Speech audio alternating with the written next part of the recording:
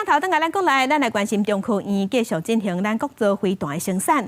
也毋过，煞传出讲2022年飞弹的原料咧交货的时，发现这个原料是中国造的。中科院是认定讲安尼无合格，转向厂商解约。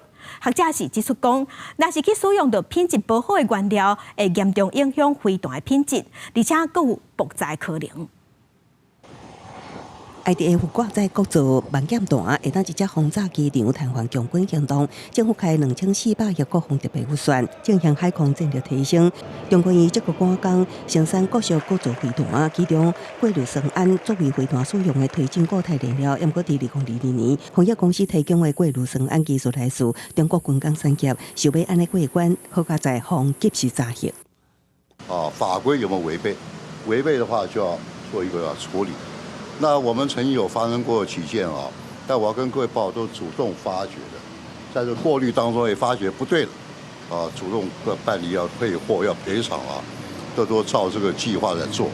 过氯酸铵会当运用伫国造飞弹的固体燃料，包括六射型剑二飞弹、天宫3型防空飞弹、雄2、雄3飞弹、海剑2防空飞弹、地对地雄升巡弋飞弹、万剑弹、剑上无人机等。中科院表示，伫交会验证的阶段，判定无合格，依3法办也将厂商解约停权佮讨赔，也辅导国内厂商自主生产。一旦使用品质歹的过氯酸铵，恐惊影响飞弹射程性能，甚至有爆炸的危险性。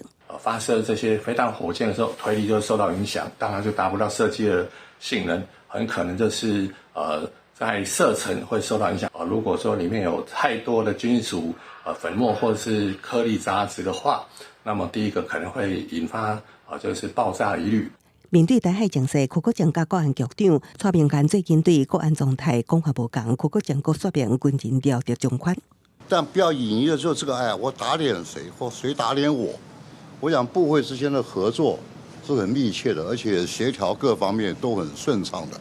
邱国正强调，国军甲国安局合作密切，无性命的代志。国防部12日发布，将向强机2架次向南国架次交代，一粒空飘气球出现台中西南87海里，13是为西冲发射火箭，会飞过南国 ADIG， 国军保持警戒。记者综合报道。